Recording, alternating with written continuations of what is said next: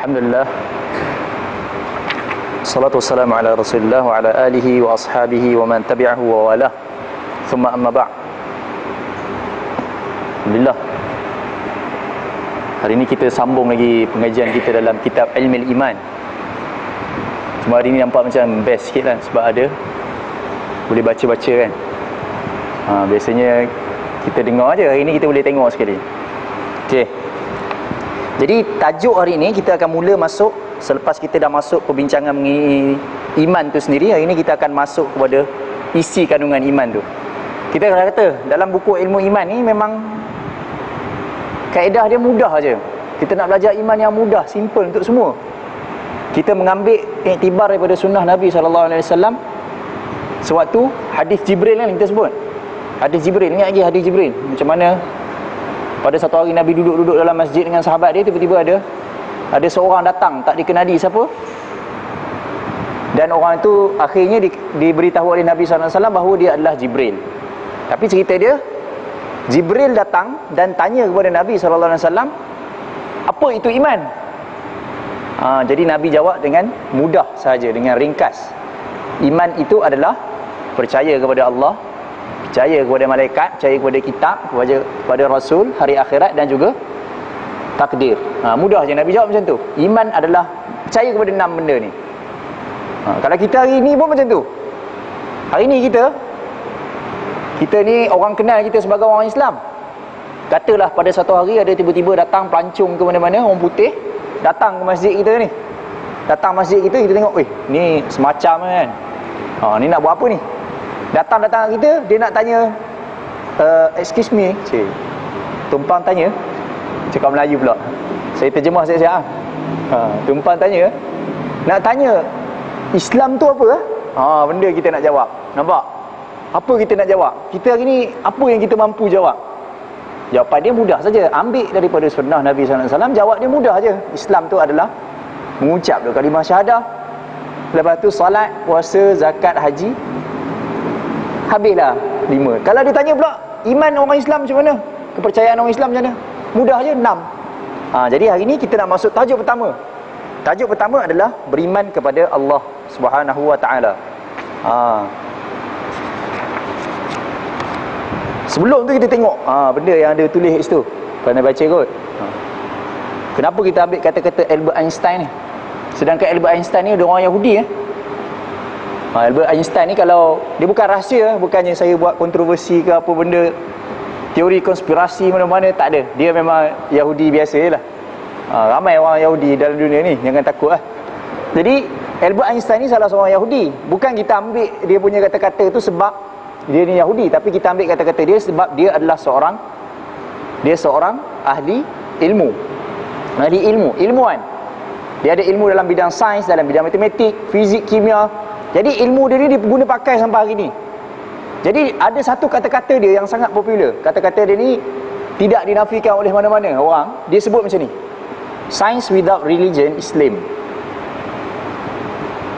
Sains tanpa agama adalah lame ni apa? Lembab ke apa kita nak kata? Dangkal. Sains tak ada agama ni lemah . Religion without science is blind. Agama tanpa sains pula adalah buta. Dan saya dah sebut dah itu apa maksud sains kan, kita dah terjemahkan. Sains ni sebenarnya tidak diterjemahkan semata-mata kepada yang kita nampak dalam buku tu. Semua benda, ilmu ni adalah sains. Semua ilmu adalah sains. Jadi lebih kurang macam inilah. Ilmu pengetahuan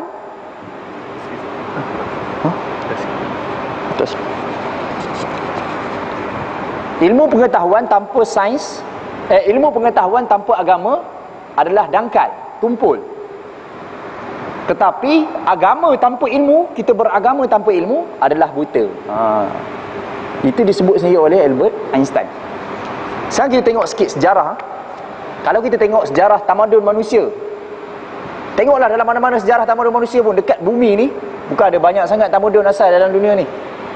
Tak pernah kita baca dalam mana-mana sejarah dunia ada satu bangsa, ada satu kaum yang hidup tak percaya Tuhan.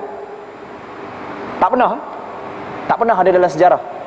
Pergilah mana-mana pun, tamadun mana pun, akan ada dia orang percaya kepada kewujudan Tuhan yang mencipta dia orang. Cuma beza dia apa gambaran Tuhan bagi dia orang. Orang Cina dia percaya macam mana? Tamadun Cina ni antara tamadun yang lama di dunia. Dia percaya kepada semangat-semangat, semua benda ada Tuhan dia. Bumi ada Tuhan dia, langit ada Tuhan dia, semua benda ada Tuhan dia. Pokok ada Tuhan dia, dan semua benda dia akan puja. Orang Greek pun ada Tuhan dia. Orang Rom, tamadun Rom adalah tamadun tertua dunia. Antara tamadun tertua dunia, tamadun Rom sebut macam mana? Kan kita selalu tengok, dan nama-nama bulan kita pun sampai sekarang pun, nama-nama Januari, Februari itu semua asal daripada nama Tuhan-Tuhan tu, Tuhan-Tuhan Rom lah. Tapi cerita dia, tidak ada tamadun dalam dunia ni yang tidak percaya kepada Tuhan. Semua tamadun percaya Tuhan. Semua orang, semua manusia yang asal ni dia percaya Tuhan. Tak ada tamadun, tak ada manusia yang lahir-lahir tak percaya Tuhan lah. Tak ada. Sejak bila ada kepercayaan tak wujudnya Tuhan ni muncul? Sejak bila? Sebenarnya baru lagi. Sebenarnya baru lagi. Wujudnya kepercayaan tak wujudnya Tuhan ni adalah mula daripada pemikiran apa? Komunis.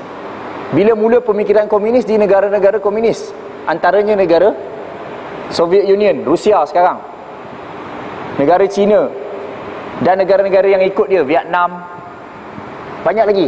Tapi sebelum tu tak ada satu bangsa yang kata terang-terang, kata kami tak percaya wujud Tuhan. Tak ada. Kepercayaan tak wujudnya Tuhan ni hanya ada selepas wujudnya pemikiran komunis. Dia orang buat negara dan dia orang ikut. Ni lambang dia orang lah. Jadi antara dia punya hujah nak kata Tuhan ni tak wujud, dia kata, macam kalau kita nak sembang dengan dia, kita tanya dia, apa bukti awak nak kata Tuhan tak wujud? Dia akan jawab balik. Dia kata, sejak bila pula Tuhan tu wujud untuk aku buktikan Tuhan tu tak wujud? Dia terbalikkan kita punya kata-kata. Dia kata, sejak bila pula Tuhan tu wujud?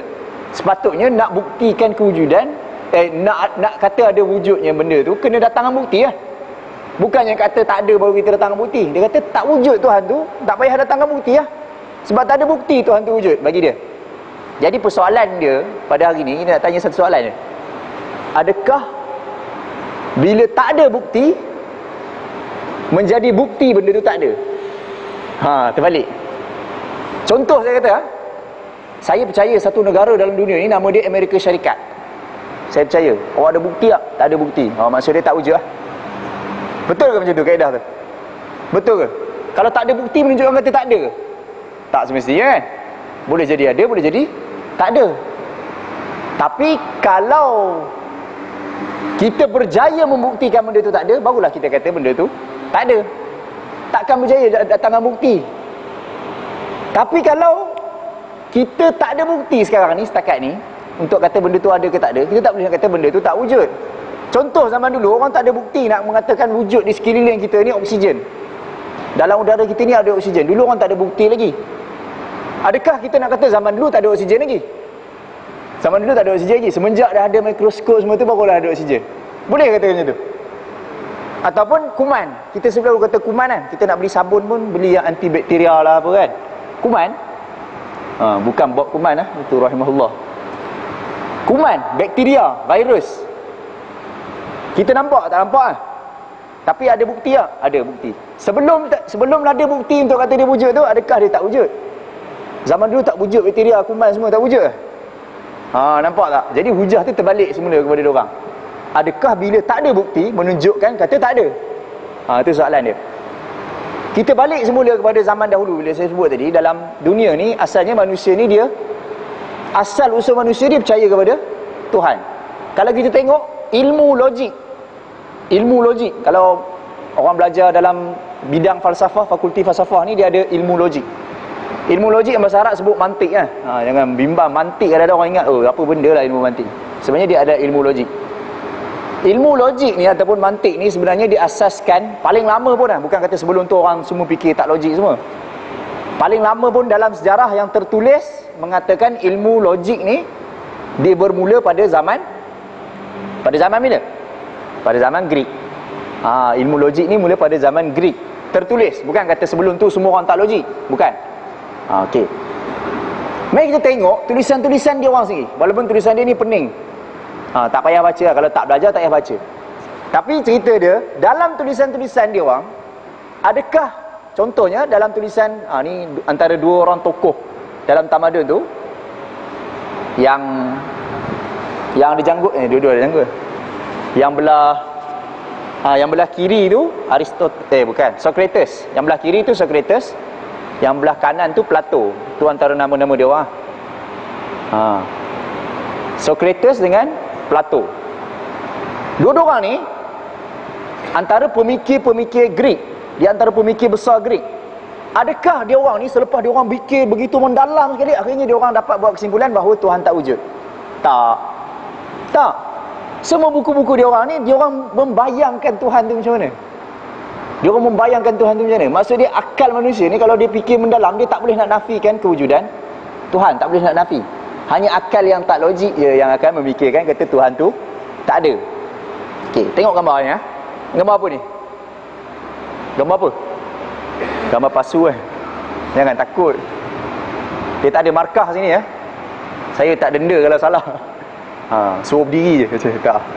Tengok, ni gambar pasu. Tengok pasu ni punya reka bentuk. Bawah dia gemuk, atas dia besar Yang ni gambar apa? Pasu juga. Tengok reka bentuk dia, kurus sikit. Yang ni ni gambar apa? Pasu juga. Beza dia kat mana? Warna dia dengan ada gambar-gambar sikit kan?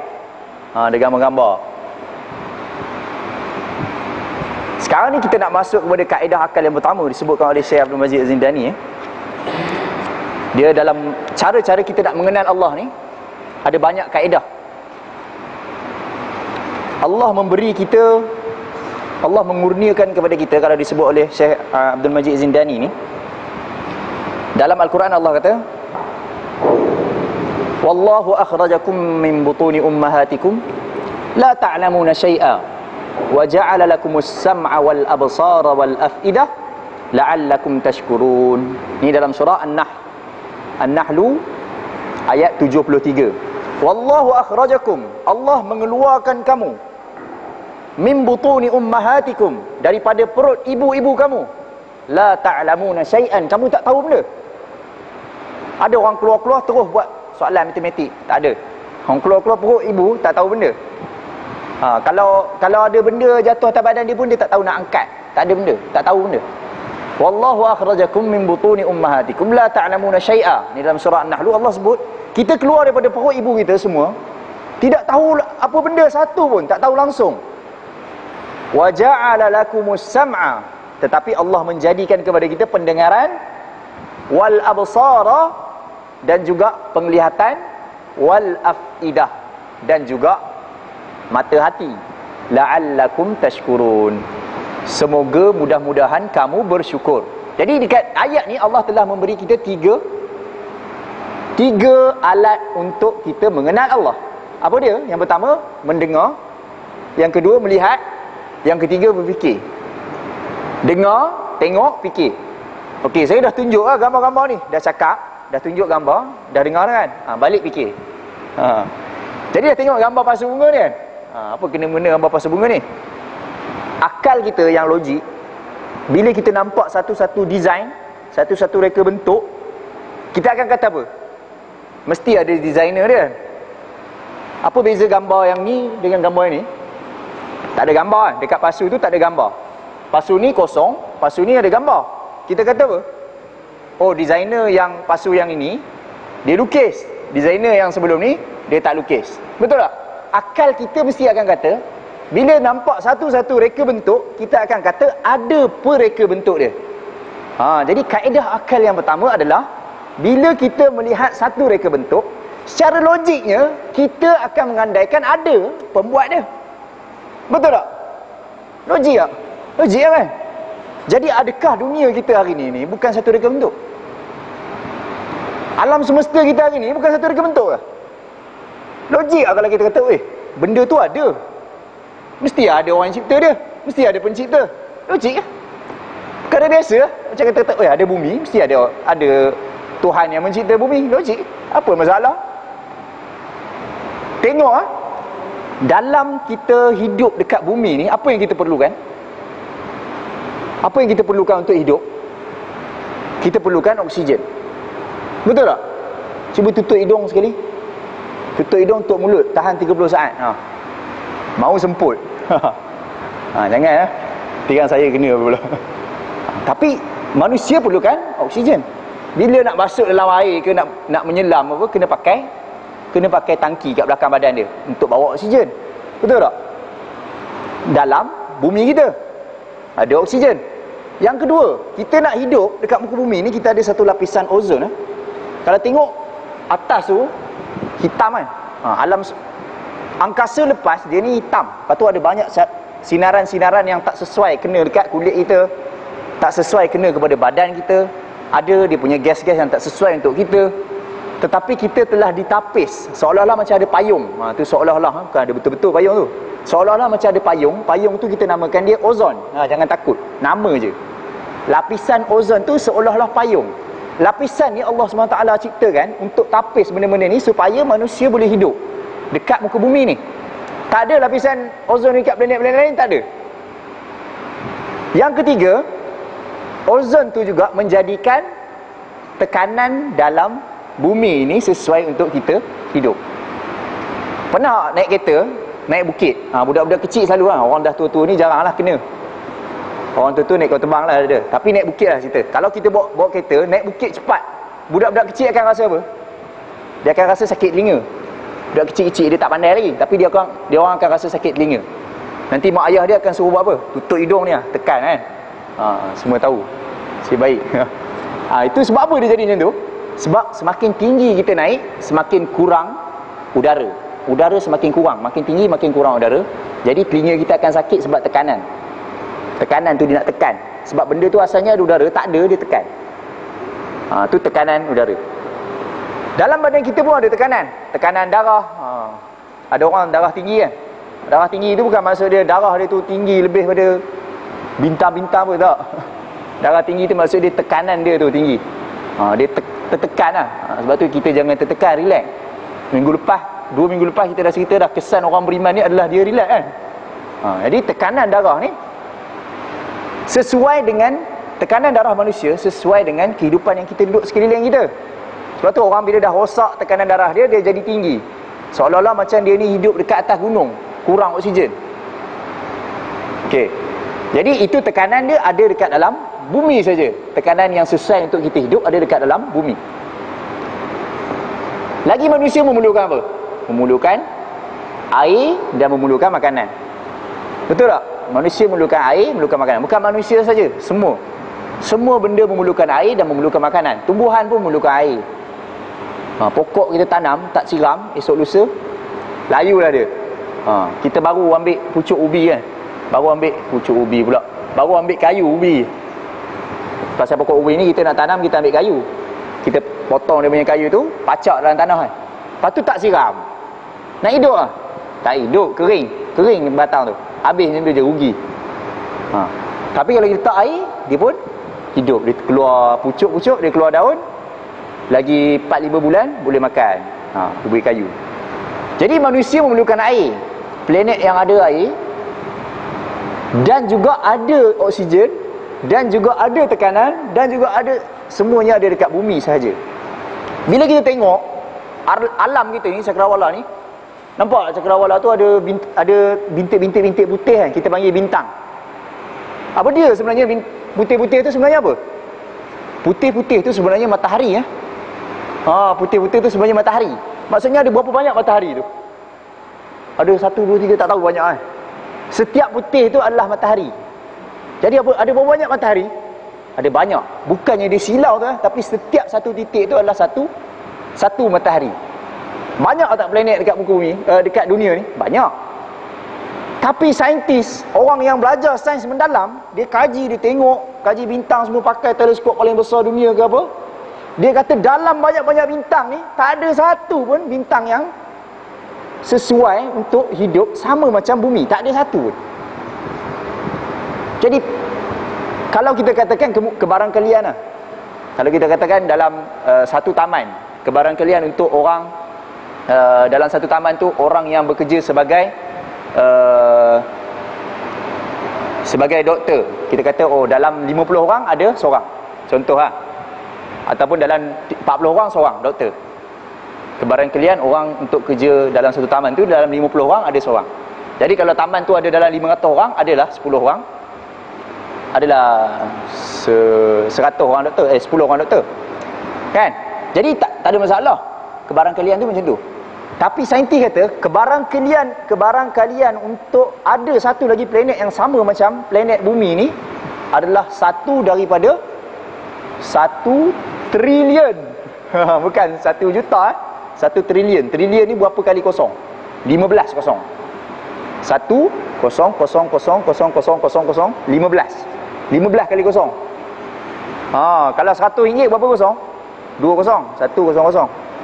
Kalau sejuta 6 kosong.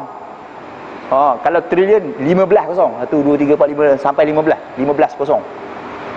Maksudnya dalam 15,000 alam kita mungkin boleh jumpa, mungkin bukan tak sebenarnya jumpa, mungkin boleh jumpa satu macam bumi ni. Maksudnya sangat-sangat payah nak jadi.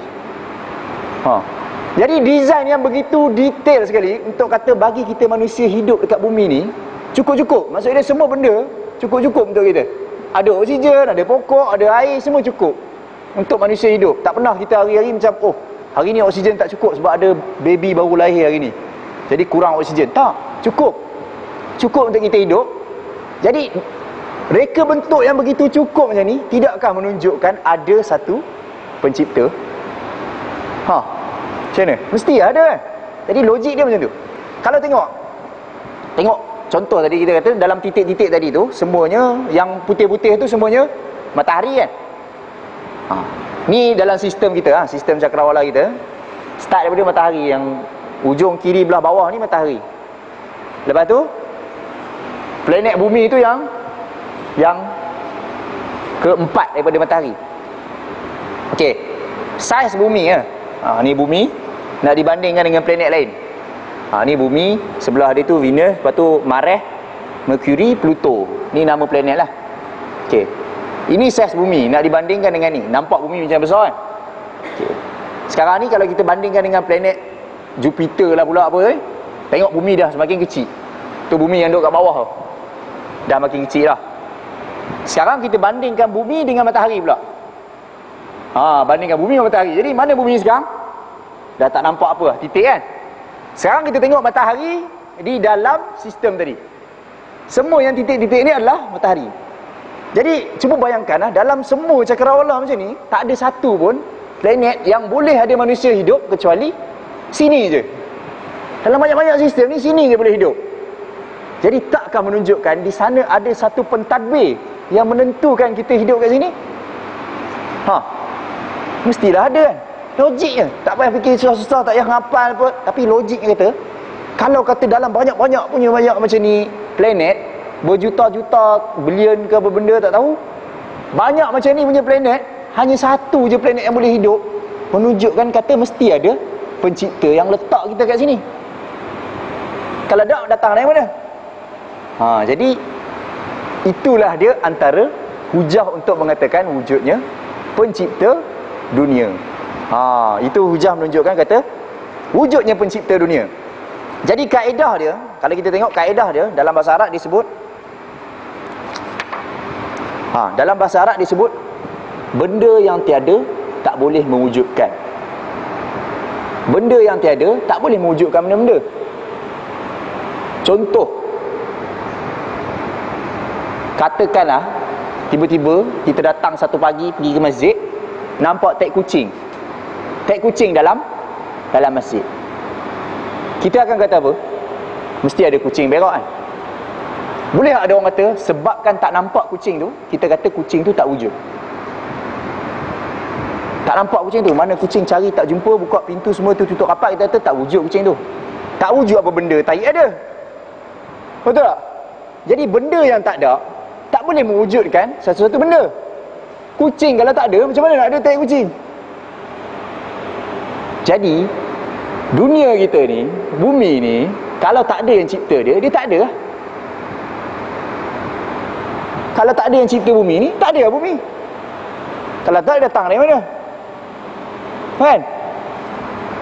Kalau kita kata air ni ada atas meja, mesti ada orang letak tadi kan? Tak ada orang letak. Dia memang ada dah situ. Tak logik. Tak boleh nak masuk fikir tu. Tak boleh nak bayang. Benda macam mana air tak boleh nak bayang. Benda yang tak ada, takkan dia wujudkan satu benda. Jadi dalam bahasa Arab dia disebutkan, dalam bahasa Arab dia faqidu syai'i la yu'ti. Benda yang tak ada tak boleh memberi sesuatu benda. Dia tak ada, tak boleh buat. Kalau dah tak ada, tak boleh buat. Jadi bagi orang yang kata Tuhan tak ada, dia kena tanya diri dia balik, macam mana dia ada. Dia kena tanya dia, macam mana awak ada. Saya datang dari mak saya, macam mana mak awak ada. Mak saya datang pada mak dia. Pusing sampai ke sudah kita tanya dia. Sebab selalunya orang yang percaya kepada teori mengatakan Tuhan tak wujud ni, dia percaya kepada satu teori bernama teori Darwin. Tahu teori Darwin? Teori Darwin ni dia kata manusia ni evolusi daripada makhluk yang macam buruk. Dia kata tu bukan buruk lah. Dia kata makhluk yang macam buruk. Jadi dia nak mengaku nak buat macam mana kan? Takkan nak marah, dah dia mengaku. Dia kata manusia berasal dari situ. Sebelum manusia tu datang daripada makhluk macam buruk tu, manusia asal daripada ikan. Lagi kan lah. Daripada ikan. Sebelum ikan apa?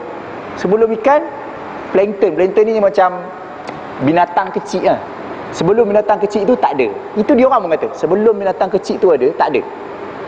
Jadi asal usul kewujudan dia orang ni adalah tak ada. Jadi bila tak ada, dari mana dia start? Macam mana dia boleh start kalau tak ada?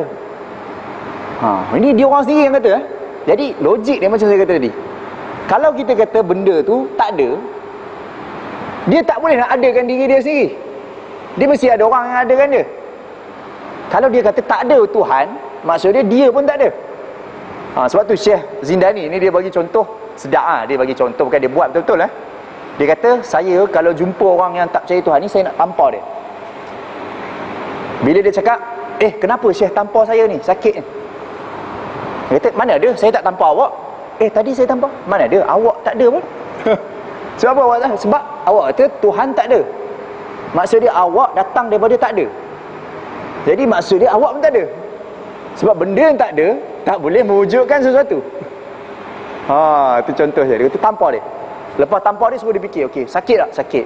Sakit kat mana? Pipi. Pipi tu kat mana? Kat badan. Badan kat mana?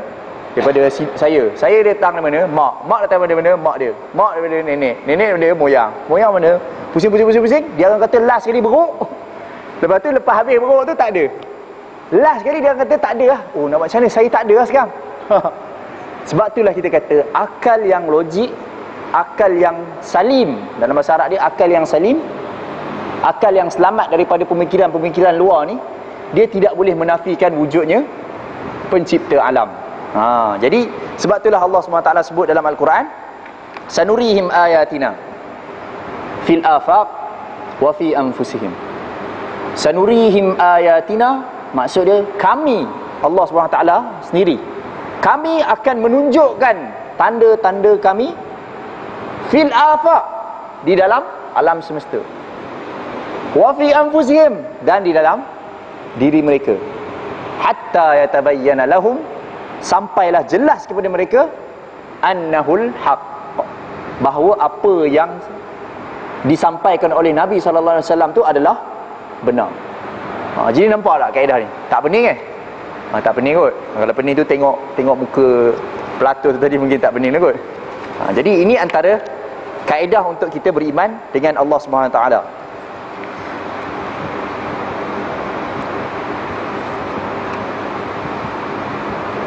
Antara lagi kaedah yang Allah SWT berikan kepada kita, alat yang Allah berikan kepada kita adalah akal. Antara kaedah yang ada lagi adalah Allah SWT sebut dalam Al-Quran, dalam surah At-Tur ayat 35, am khuliqu min ghairi syai'in am humul khaliqun am khalaqus samawati wal ard bal la yuqinun. Dalam surah At-Tur, am khuliqu min ghairi syai', adakah mereka ni dicipta dari tiada? Allah sendiri tanya, adakah mereka dicipta dari tiada? Am humul khaliqun, ataupun mereka mencipta diri mereka sendiri? Am khalaqus samawati wal ard, ataupun mereka mencipta langit dan bumi? Bal la yuqinun, bahkan mereka ni tidak beriman, tidak yakin. Jadi semua benda yang kita nampak pada hari ni, tak kira lah benda tu benda yang simple ke, benda yang susah ke, semua benda yang kita nampak hari ni mestilah ada pencipta dia. Kalau kita tengok pasu pun, kita akan kata mesti ada pencipta pasu. Kalau kita tengok satu lukisan, kita akan kata ada pelukis. Kalau kita tengok satu apa-apa benda pun, kita akan kata ada pembuat. Kita tengok baju, kita akan kata ada penjahit baju, tukang jahit. Jadi semua benda ni menunjukkan kata ada. Macam mana kita nak jawab soalan orang yang kata macam mana dalam dunia ni ada lagi orang yang jahat? Kalau betul ada Tuhan dan Tuhan tu kerja dia memberi hidayah kepada manusia, kita nak jawab soalan macam mana, kenapa ada lagi dalam dunia ni orang yang jahat?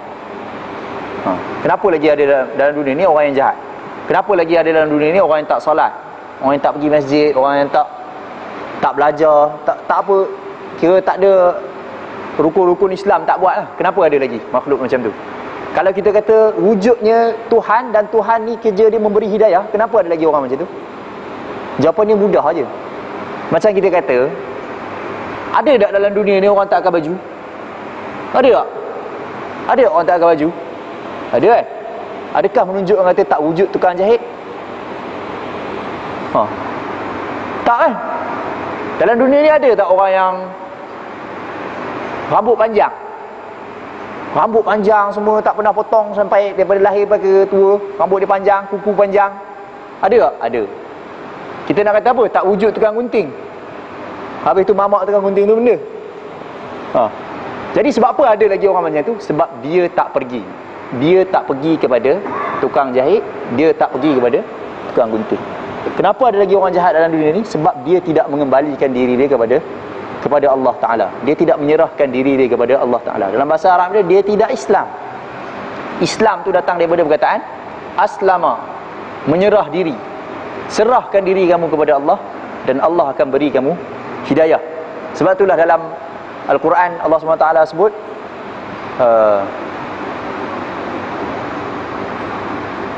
walladzina ihtadaw zadahum huda. Orang yang mencari hidayah, Allah akan menambahkan hidayah kepada dia. Jadi Allah SWT berikan kepada kita semua benda, tinggal kita je nak guna. Allah beri kepada kita akal, Allah beri kepada kita telinga, mata, semua tinggal kita nak tengok. Takkanlah kita nak tunggu semua benda Allah tunjuk depan kita, angkat kita daripada rumah, datang main subuh kat sini. Takkan nak tunggu macam tu. Kejut kita kat rumah, tarik selimut kita, letak kat masjid, rukuk dengan kita, sujud dengan kita. Itu apa gunanya kita duduk kat dunia ni? Apa gunanya kita dapat ujian ni? Tak ada guna. Apa gunanya Allah balas balik? Baik, tak payah balas kalau semua benda yang Allah buat untuk kita sebiji-sebiji. Jadi semua benda ada dia punya hikmah dia. Okey, itu kaedah yang pertama. Dalam kaedah yang kedua pula, bila kita tengokkan semua benda yang ciptaan-ciptaan yang ada dekat dunia ni, kita akan boleh bayangkan orang yang membuat benda tu. Contohnya kalau kita tengok ni, contoh satu Okey. Dekat dalam pasu ni kita nampak ada bunga. Kat bawah tu ada bunga color merah. Kita akan kata apa? Mesti orang yang buat pasu ni pandai lukis. Betul tak? Kalau tak pandai lukis mesti tak cantik. Macam saya ni tak pandai lukis. Kalau saya buat pasu ni tak tahulah lukis bunga tu orang nampak dinosaur ke apa. Punyalah tak pandai. Tapi kalau kita tengok pasu ni cantik, ada gambar-gambar dia jadi, kita kata mesti dia ni pandai lukis. Pernah jumpa dia? Siapa pernah jumpa membuat pasu ni? Tak ada siapa pernah jumpa. Saya tak pernah jumpa. Macam mana boleh tahu dia pandai? Mestilah kita tengok hasil dia. Kita kata dalam pasu ni bunga tu color merah, mesti dia ada cat merah. Betul tak? Mesti dia ada cat merah. Sebab apa? Sebab bunga tu color merah.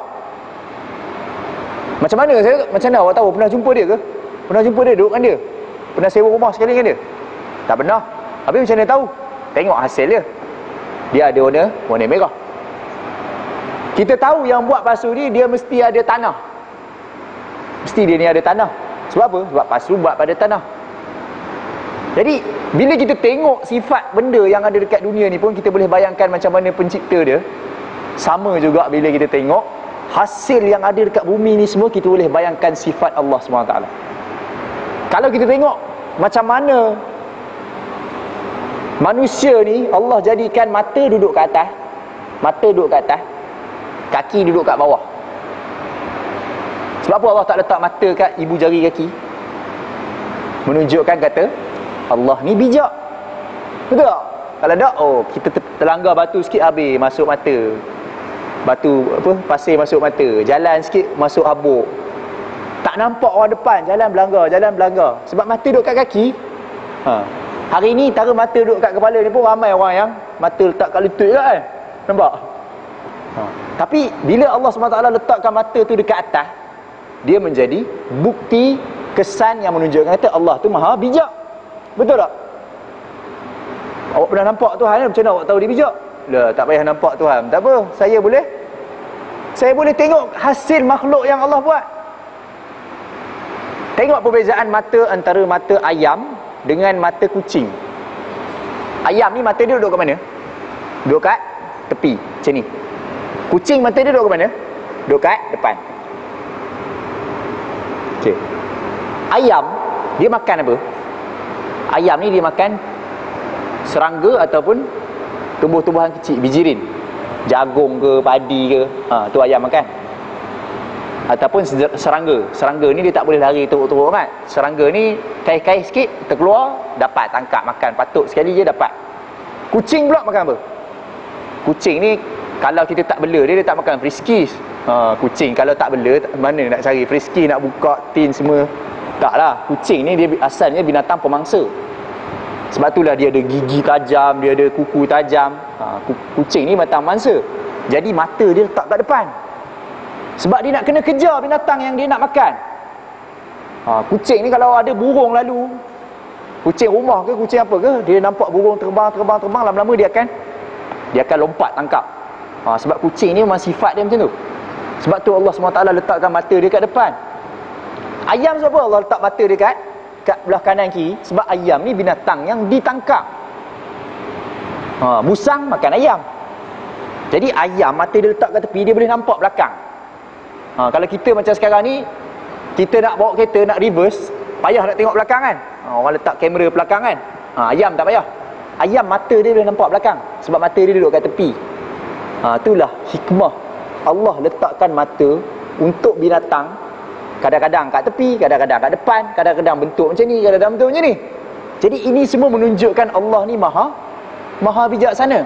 Jadi dalam kaedah ni, dalam bahasa Arab dia, al-makhluqat atharun musyahadah. Makhluk-makhluk ni adalah kesan yang kita boleh nampak. Tadullu ala ba'di sifatil khaliq. Menunjukkan beberapa sifat pencipta. Penting perkataan beberapa tu. Bukan semua sifat Allah Ta'ala kita boleh kenal dengan cara kita tengok hasil ataupun kejadian Allah ni. Bukan Contohnya tengok pasu ni. Tadi sebut dia ni pandai, dia ni ada colour merah lah, dia ni pandai lukis, lepas tu dia ni ada tanah kan. Macam kenal pula kan. Dia ni kahwin lagi. Yang buat pasu ni kahwin lagi. Tak tahu kan. Macam mana boleh tak tahu? Tadi macam kenal sangat. Sebab tak nampak.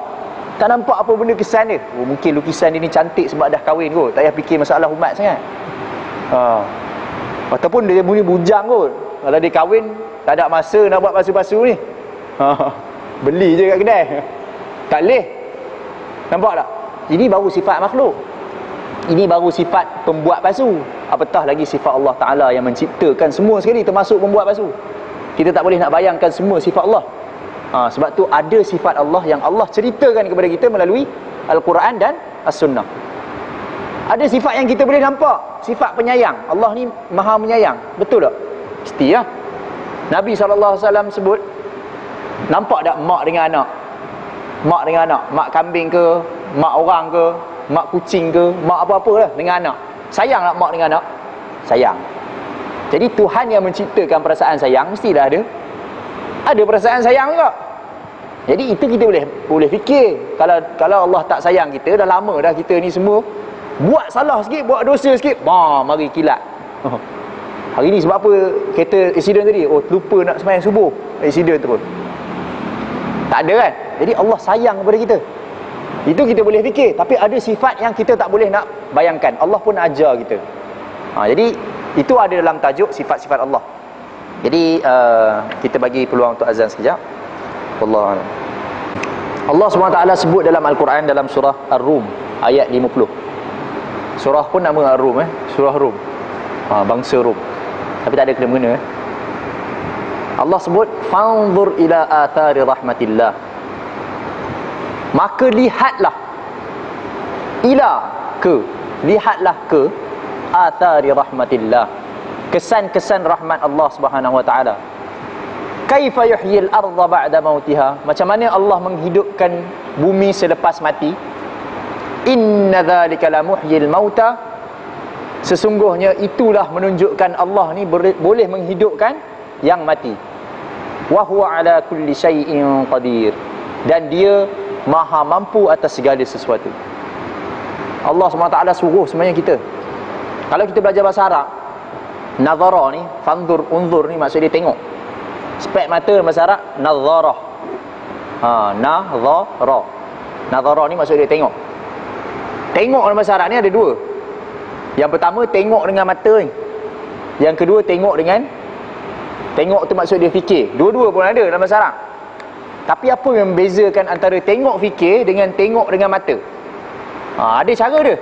Dalam bahasa Arab ni kalau ada ilah, kalau ada perkataan ilah, maksud ilah ni ke, maksud dia tengok guna mata. Jadi dalam ayat ni Allah sebut, dalam surah Rum ayat 50 ni Allah sebut fanzur ila athari rahmatillah, tengoklah ke, ada perkataan ke tu, menunjukkan kata Allah suruh tengok dengan mata. Kesan-kesan rahmat Allah kepada kita, menunjukkan kata Allah boleh menghidupkan dunia ni dengan apa? Allah kata Allah boleh hidupkan padang pasir yang dah mati tu kepada tanah yang hijau subur. Ini menunjukkan kata Allah juga boleh menghidupkan kita selepas kita mati. Allah gunakan kaedah tu. Allah gunakan kaedah yang kita gunakan dalam pasu tadi. Dan dalam ayat yang lain, dalam surah Al-Jathiyah ayat 3 sampai ayat 6, auzubillahi minasyaitanir rajim. Inna fis samawati wal ardi laayatin lil mu'minin, sesungguhnya pada langit dan bumi ada tanda-tanda untuk orang yang beriman.